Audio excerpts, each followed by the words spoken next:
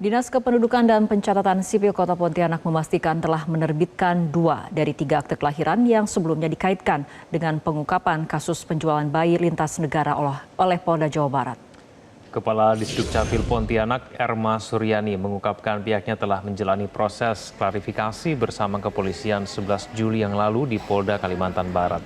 Klarifikasi menyusul temuan adanya sejumlah dokumen kependudukan yang diduga terkait jaringan perdagangan bayi lintas negara. Dari klarifikasi itu ditemukan 3 akta kelahiran berasal dari Pontianak. 2 diantaranya telah melalui prosedur dan aturan yang berlaku, yakni Permendagri nomor 108 tahun 2019, sedangkan 1 berkas lainnya ditolak karena ditemukan kejanggalan pada dokumen pendukung, yakni surat keterangan lahir tak tercatat di Puskesmas Gang Sehat, tempat yang diklaim sebagai lokasi kelahiran.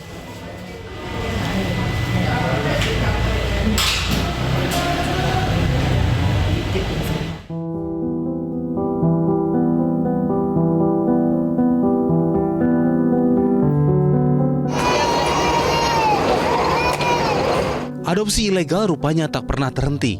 Rasa belas kasihan yang dulu mendominasi, kini perlahan digeser oleh motivasi bisnis.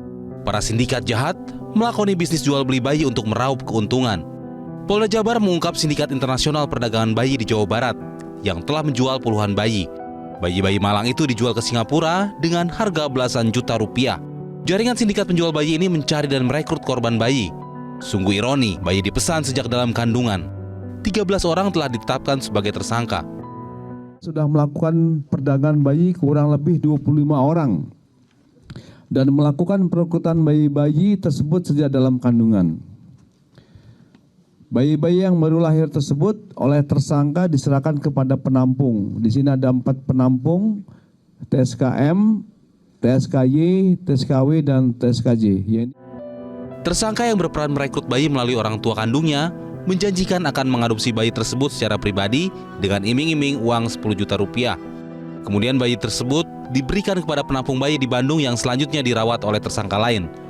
Setelah 2 hingga 3 bulan, bayi-bayi dikirim ke Jakarta, lalu ke Pontianak untuk dibuatkan identitas palsu dan diberangkatkan ke Singapura untuk dijual atau diadopsi secara ilegal.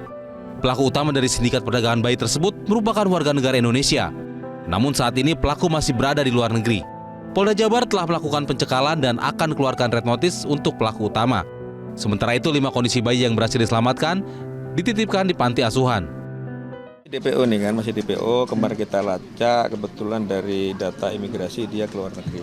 Nah, sekarang kita sudah terbitkan DPO-nya, kemudian tinggal kita minta red notice-nya.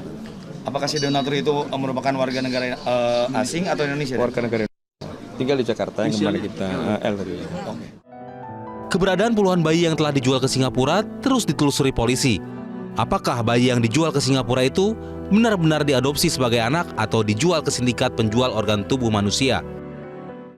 Ini nanti anak ini akan seperti apa? Apakah betul-betul diadopsi sebagai anak, ya? Apakah sebagai pekerja, atau mungkin bisa jadi ada hal tertentu yang tidak kita duga, mungkin sebagai eksperimen apa kita tidak tahu, ya? Mungkin. Praktek melanggar hukum ini termasuk dalam perdagangan manusia. Semakin tidak masuk akal ketika tanpa rasa malu para sindikat ini mengumbar praktek ilegal secara terbuka di media sosial. Sejak bayi, anak berhak mendapat identitas aslinya. Tak ada seorang pun ingin dipisahkan dari orang tuanya atau dihapus identitasnya. Sebab bayi membutuhkan kasih sayang, bukan untuk dijual, apalagi dibuang. Tim Liputan Metro TV. Jelajahi cara baru mendapatkan informasi. Download Metro TV Extend sekarang.